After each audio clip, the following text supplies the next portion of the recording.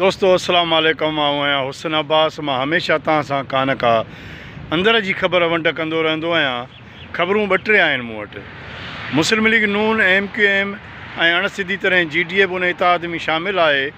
इन इतिहाद जे करे peoples party सख़्तु परेशान आहे, छाकाणि त GDA जूं सिंध में 15 खां 16 सीटूं ठहंदियूं आहिनि। मथे MQM ऐं नून लीग त माना पीपल्स पार्टी जी लेवल खे कमज़ोर करण लाइ या उन जी जेका आहे साइज़ घटाइण जे लाइ इहो इतिहाद ठहियो आहे। ज़रदारी साहब बि सीरियस आहे, जंहिं करे ज़रदारी साहब मर सरदारनि उणड़नि खां पोइ मोज़म आबासीअ खे पीपल्स पार्टी में आणणु चाहे थो। बिल्कुलु मोज़म आबासी जेको पीपल्स पार्टी जो वॾे में वॾो कॉम्पिटेटर आहे, जेको मुखालिफ़ आहे। मोज़म आबासी जो ख़ानदान ज़िले लाड़काणे जो इंतिहाई असर उसूख रखंदड़ ख़ानदान आहे। बीबी जी शहादत खां पोइ हीउ पीपल्स पार्टी खां अलॻि थी विया। पर ज़रदारी साहब चाहे थो त मोज़म आबासी बि पीपल्स पार्टी में अचे त जीअं सीटूं मूं वटि वधनि ऐं आउं आसानी सां गवर्नमेंट ठाहे सघां। न त फ़रिश्तनि जो फ़ैसिलो आहे त ज़रदारी साहब त वफ़ाक़ मां आउट आहे पीपल्स पार्टी, पर सिंध में बि इन जी साइज़ खे घटायो वञे।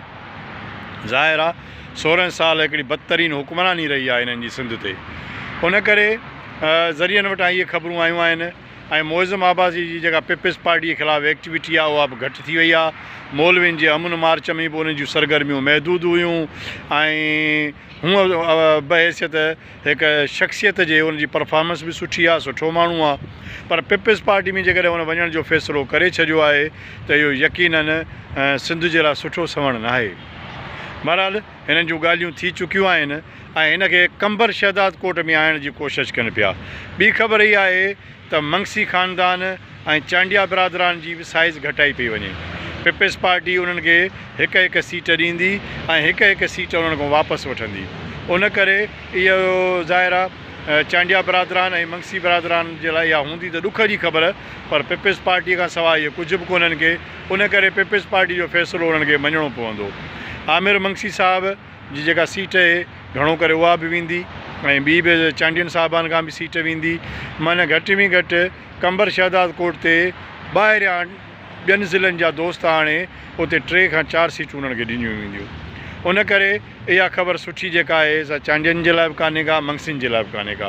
बहरहाल ज़रदारी साहब चाहे थो त उन जे लाइ आसानियूं पैदा थियनि त जीअं आसानी सां सिंध में गवर्नमेंट ठाहे सघे। न त फ़रिश्तनि जो त फ़ैसिलो इहो ई आहे त ज़रदारी साहब वारनि जी साइज़ खे घटायो वञे। ॾिसूं त मोज़म आबासी वाक़ई पीपल्स पार्टी में वञे थो या न, पर 90% उन्हनि जूं ॻाल्हियूं थी चुकियूं आहिनि। नाहिद आबासी यकीनन न वेंदी, उन ते नाराज़ थींदी सफ़दर आबासी साहब। पर हाणे सियासत में सभु कुझु जाइज़ आहे, सियासत में का बि शइ आख़िरी न आहे हूंदी। पर सिंध जो माण्हू नाराज़ आहे। 16 साल बदतरीन हुक्मरानीअ ते सिंध जो माण्हू नाराज़ आहे। स्कूल कॉलेजिस डेवलपमेंट इस्पतालूं हर खातो करप्शन बर्बादी सिंध हिकिड़ो वॾो अज़ाब भोॻियो आहे। उन करे ॾिसूं त सिंध जो माण्हू अभरनि सभरनि माण्हुनि खे वोट ॾिए थो या इन्हनि भोतारनि सरदारनि जे वरी पेरनि में चंबड़े थो ऐं उन्हनि जे बूटनि खे चटे थो। इहो वक़्तु ॿुधाईंदो। बहरहाल सिंध जे माण्हुनि खे खपे त उहे सुजाॻी पैदा कनि। ज़रदारी साहब पंहिंजे इक़्तिदार खे नई सिरे तूल ॾियण जे लाइ वरी नवां हुरबा इस्तेमालु कंदो, ॿिया माण्हू उन में शामिलु कंदो।